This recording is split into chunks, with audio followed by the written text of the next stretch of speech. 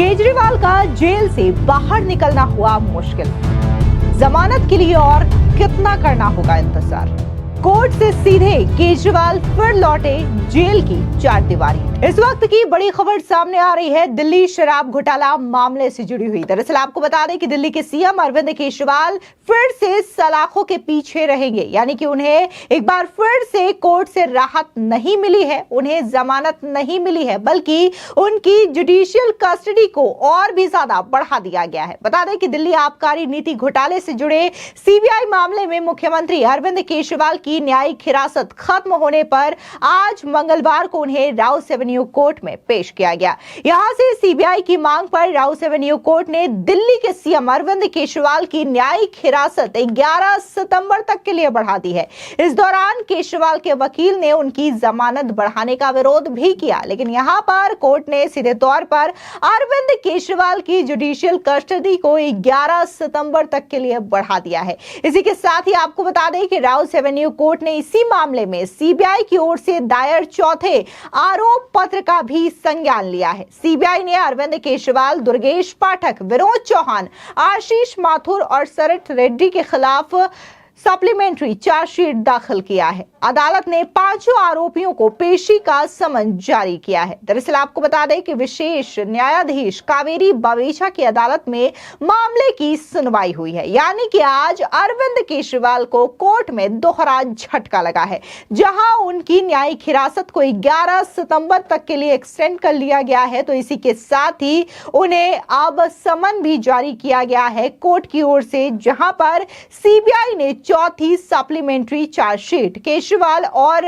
दुर्गेश पाठक, विनोद चौहान समेत 5 आरोपियों के खिलाफ दायर की थी। आपको बता दें दरअसल 27 अगस्त को कोर्ट ने सीबीआई की सप्लीमेंट्री चार्जशीट पर अपना फैसला सुरक्षित रखा था। तब केजरीवाल तिहाड़ जेल से वीडियो कॉन्फ्रेंसिंग के माध्यम से कोर्ट में पेश हुए थे। सीबीआई ने 14 दिन की जुडिशियल कस्टडी की मांग की थी, लेकिन अदालत ने 1 हफ्ते यानी कि 3 सितंबर तक की हिरासत बढ़ाई थी। अब सीबीआई ने 30 जुलाई को चौथी सप्लीमेंट्री चार्जशीट कोर्ट में दायर की थी, जिसमें केजरीवाल को आरोपी बनाया गया था। एजेंसी ने आरोप लगाया कि केजरीवाल शराब नीति घोटाले में मुख्य साजिशकर्ताओं में से एक है। सीबीआई को राउस एवेन्यू कोर्ट से 23 अगस्त को केजरीवाल पर मुकदमा चलाने की मंजूरी भी मिली थी। आपको बता दें शराब नीति केस में केजरीवाल के खिलाफ ईडी और सीबीआई का केस चल रहा है। ईडी ने केजरीवाल को 21 मार्च को गिरफ्तार किया था। हालांकि सुप्रीम कोर्ट ने 12 जुलाई को ईडी मामले में उन्हें अंतरिम जमानत दे दी थी, लेकिन सीबीआई केस में वो फिलहाल जेल में बंद है। सीबीआई ने 26 जून को शराब नीति केस में भ्रष्टाचार के आरोपों पर केजरीवाल को गिरफ्तार किया था। आपको बता दें कि दिल्ली हाई कोर्ट ने 5 अगस्त को केजरीवाल की सीबीआई की गिरफ्तारी को चुनौती देने वाली याचिका खारिज कर दी थी। साथ ही जमानत के लिए लोअर कोर्ट जाने का आदेश भी दिया था। बता दें कि केजरीवाल हाई कोर्ट के आदेश के खिलाफ सुप्रीम कोर्ट पहुंचे थे और सीबीआई केस में उनको जमानत याचिका पर 5 सितंबर को सुनवाई होनी थी। और इस सुनवाई को लेकर के अब ये अपडेट सामने आ रही है कि फिलहाल अरविंद केजरीवाल जो हैं वो जेल से बाहर नहीं आने वाले, बल्कि जेल में ही रहेंगे। 11 सितंबर तक के लिए उनकी जुडिशियल कस्टडी को बढ़ा दिया गया है।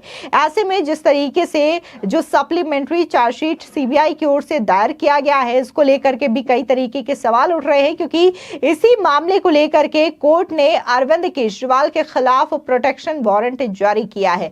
यहां पर अरविंद केजरीवाल से पूछताछ हो सकती है और कई सारे मामले को लेकर के सीबीआई अपना इन्वेस्टिगेशन इस मामले को लेकर के जारी रखे हुए है। उधर दूसरी ओर अगर हम ईडी की बात करें तो ईडी भी लगातार शराब घोटाला मामले को लेकर के मनी लॉन्ड्रिंग एंगल से जांच कर रही है और इसमें कई सारे करोड़ रुपए के मनी ट्रेल सामने आए हैं। और इसमें कहा गया है ईडी की ओर से जो चार्जशीट दायर की गई है, इसमें बताया गया है कि कैसे यहां पर रिश्वत का लेन देन साउथ लॉबी और दिल्ली कैटल के बीच में हुआ है और यहां पर फायदा पहुंचाया गया और जो रिश्वत के पैसे मिले उनमें से 50 करोड़ रुपए गोवा इलेक्शंस पे खर्च किए गए। बाकायदा इन पैसों को हवाला के जरिए एक दूसरे से शेयर किया गया था। हवाला के जरिए ही इन पैसों को गोवा इलेक्शन तक के लिए पहुंचाया गया था। वहां से फिर इन तमाम पैसों को कैंडिडेट्स के बीच बांटे गए, प्रचार के लिए लगाया गया और इसके बावजूद इन तमाम मनी ट्रेल को स्थापित करते हुए सीबीआई ने कई सारे सबूत कोर्ट में भी पेश किए, फिर चाहे वो अरविंद केजरीवाल की चैटिंग हो या फिर तमाम लोगों के बीच हुई बातचीत हो। ये तमाम चीजें ऐसी हैं जिन्होंने ये दिखाया कोर्ट के सामने कि कैसे यहाँ पर मनी ट्रेल स्थापित हो रहा है और यहाँ पर पैसों के लेन देन की जो बात कही जा रही है, रिश्वतखोरी की जो बात कही जा रही है, वो एंगल भी यहाँ पर सीबीआई और ईडी की ओर से एस्टैब्लिश किया गया, जहां सीबीआई ने अपने चार्जशीट में अरविंद केजरीवाल को इस पॉलिसी और इस घोटाले का मेन साजिशकर्ता बताया, मेन किंगपिन बताया है। तो वहीं ईडी ने भी अपनी सप्लीमेंट्री चार्जशीट में अरविंद केजरीवाल के खिलाफ कई सारे गहन आरोप लगाए हैं। उन्होंने भी यही कहा है कि इस पूरी पॉलिसी के मेकर हो या फिर इस पूरे घोटाले के मास्टरमाइंड हो, वो कोई और नहीं बल्कि अरविंद केजरीवाल ही है। इसके अलावा आपको बता दें कि जहां अरविंद केजरीवाल पर यह केस चल ही रहा है, वो फिलहाल तिहाड़ जेल में इस वक्त बंद है और आज भी उनकी जुडिशियल कस्टडी को 11 सितंबर तक के लिए बढ़ा दिया गया है। तो इससे पहले दिल्ली के पूर्व मुख्यमंत्री मनीष सिसोदिया भी इसी मामले में गिरफ्तार किए गए थे। हालांकि फिलहाल वो जमानत पर है और इसी मामले को लेकर के राज्यसभा सांसद संजय सिंह को भी गिरफ्तार किया गया था। फिलहाल वो भी जमानत पर बाहर है। इसके अलावा बात करें सत्येंद्र जैन, जो कि हवाला केस को लेकर के वो जेल में है, और इसके अलावा अमानुल्लाह खान, जो कि अभी हाल ही में गिरफ्तार किए गए हैं ईडी की ओर से। तो ये तमाम ऐसे लीडर्स हैं आम आदमी पार्टी के जिन पर करप्शन के आरोप हैं, भ्रष्टाचार के आरोप हैं। फिलहाल वो सलाखों के पीछे हैं या फिर उन पर जांच एजेंसियों की ओर से केसेस चल रहे हैं, वो जांच एजेंसियों की रडार पर हैं। इसके अलावा आम आदमी पार्टी के तमाम जो नेता हैं, विधायक हैं, फिर चाहे वो आतिशी हो या फिर खुद अरविंद केजरीवाल की पत्नी सुनीता केजरीवाल हो, लगातार वो ये कहती हैं कि बीजेपी ने इन तमाम आरोपों को लेकर के उनकी पार्टी के नेताओं को फंसाया है, झूठा आरोप लगाया है, ये तमाम केसेस फर्जी है और आम आदमी पार्टी कट्टर ईमानदार वाली पार्टी है और वो किसी भी तरीके का भ्रष्टाचार नहीं कर सकती। लेकिन जांच एजेंसियों की बात करें, जो कि इतने सारे सबूत के आधार पर, इतनी सारी चार्जशीट के आधार पर, इतने सारे इन्वेस्टिगेशन के आधार पर ये बातें कह रही है, तो फिर उनका क्या? क्योंकि यहाँ पर तो आम आदमी पार्टी का ये कहना है कि उन्होंने भ्रष्टाचार नहीं किया है, बल्कि उनकी पार्टी तो कट्टर ईमानदार वाली पार्टी है। लेकिन सवाल यहाँ पर यह भी उठता है कि जो नई शराब नीति बनाई गई थी, अगर इसमें घोटाला नहीं हुआ, अगर ये पॉलिसी गलत नहीं थी, तो आखिर 1 साल के भीतर जब बीजेपी ने इसका विरोध करना शुरू कर दिया, कांग्रेस ने इसका विरोध करना शुरू कर दिया, ये कहना शुरू कर दिया कि इस नई पॉलिसी के तहत घोटाला किया गया है, कई सारे करोड़ रुपए का गबन किया गया है, तो आखिर इस पॉलिसी को वापस क्यों ले लिया गया?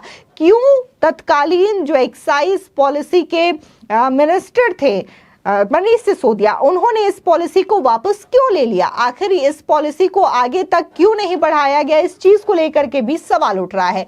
आखिर बीजेपी हो या फिर कांग्रेस हो, इस पूरे मामले को लेकर के उन्होंने हल्ला बोला था और केजरीवाल सरकार के खिलाफ जांच की मांग की थी, जिसके बाद दिल्ली के एलजी वीके सक्सेना ने जांच के आदेश दिए और जांच में कई सारे एंगल सामने आए और कई सारी एजेंसियां इसमें शामिल हुई, जिसके बाद जांच किए जाते हैं और बड़े बड़े नेता आम आदमी पार्टी के सलाखों के पीछे हैं। फिलहाल अरविंद केजरीवाल लगातार ये कोशिश कर रहे हैं कि उन्हें जमानत मिल जाए, फिर चाहे वो लोअर कोर्ट जाएं, हाई कोर्ट जाएं या फिर सुप्रीम कोर्ट जाएं, लेकिन कहीं से भी उन्हें राहत मिलती हुई नजर नहीं आ रही है। हालांकि उन्हें बीच में जमानत मिली थी क्योंकि लोकसभा चुनाव था और चुनाव के प्रचार के लिए उन्हें जमानत दी गई थी, लेकिन इसके बाद आम आदमी पार्टी की ओर से एक नया पैंतरा देखने को मिला था, जहां पर उन्होंने कोशिश की थी कि अरविंद केजरीवाल को जेल ना जाना पड़े और इसके लिए कई सारी बीमारी, कई सारी जांच का बहाना बनाया गया था, लेकिन इसका कोई असर नहीं पड़ा और अरविंद केजरीवाल को तिहाड़ जेल जाना पड़ा। फिलहाल इस पूरे मामले को लेकर के आपकी क्या राय है, हमारे कमेंट सेक्शन में जरूर बताएं। धन्यवाद।